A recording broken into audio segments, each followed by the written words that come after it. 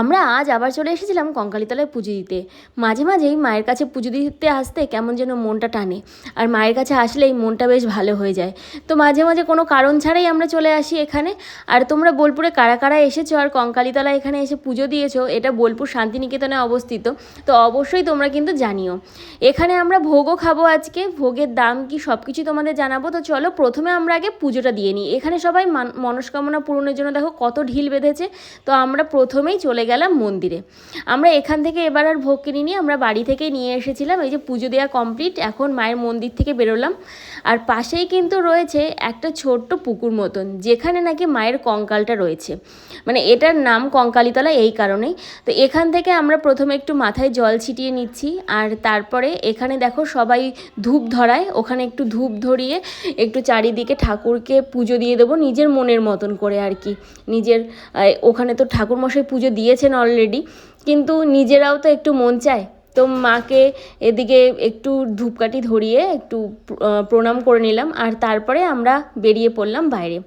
কারণ আমরা আজকে এখানে যে আদিভোগ মন্দির রয়েছে ওখানে আজকে প্রসাদ গ্রহণ করব।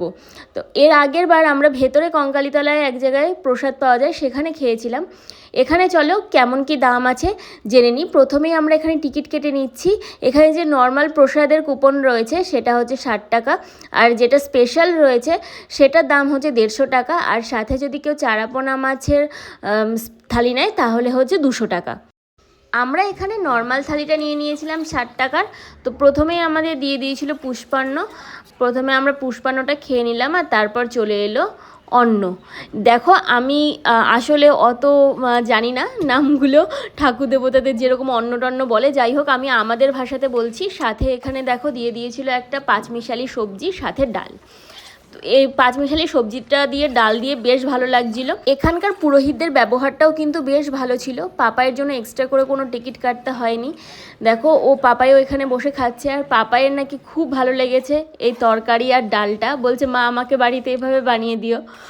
তো আমরা তো আর সেরকম পারি না, যাই হোক তবুও প্রসাদ একটা আলাদা রকমই টেস্ট।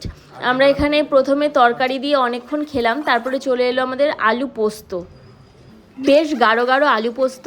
যতবার কিন্তু তোমরা ভাত বা তরকারি যা চাইবে, যতবার তোমরা চাইবে ততবারই কিন্তু দেওয়া হবে। এমন না যে 60 টাকায় তোমরা খাচ্ছ বলে একবার বা দুবার দিয়ে চলে যাবে, একদমই নয়। ওরা কিন্তু বারবার সাজছিল, এবং তোমরা যদি ডেকে বলো যে আমার একটু কিছু চাই, সেটাও কিন্তু ওরা দিয়ে যাচ্ছিল। আমার ওদের ব্যবহার খুব ভালো লেগেছে। তারপরে আমার এখানে অলরেডি ভাত খাওয়া কমপ্লিট, পোস্ত দিয়ে আর তরকারি দিয়ে, কিন্তু ছিল সবজির টক। যাই হোক ওটা অনেক পরে দিয়েছে, আমি খানিকটুকু চেটে চেটে খেলাম, তারপর বাদবাকিটা আর খেতে পারিনি। এরপর দেখো এখানে দিয়ে দিয়েছে মিষ্টান্ন, এখানে খেয়ে নিলাম মিষ্টান্নটা। আর তারপরে আমরা চলে এলাম একটু সোনাঝুরির হাটে, কারণ আজকে শান্তিনিকেতন বন্ধ। ভেবেছিলাম বাবাকে একটু শান্তিনিকেতন ঘোরাবো, কিন্তু যেহেতু হয়নি, একটু সোনাঝুরির হাটে এসে এখানে একটু ঘুরে ঘুরে বেড়ালাম, জিনিসপত্র দেখলাম। আসলে এখানে জিনিসপত্রের দাম আমার কাছে খুব বেশি লাগে, তাই আমি কিছু কিনি না। এখানে এসে বেশ ঘুরতেই আমার ভাল লাগে। তো এখানে জিনিসগুলো একটু দেখছিলাম, আর তার সাথে দেখতে পেয়ে গেলাম দইওয়ালাকে। তো এখান থেকে দই খেয়ে নিলাম। এখানে দই আর রাবড়ি দুটোই পাওয়া যাচ্ছিলো। দই 20 টাকা করে, রাবড়ি হচ্ছে 40 টাকা করে।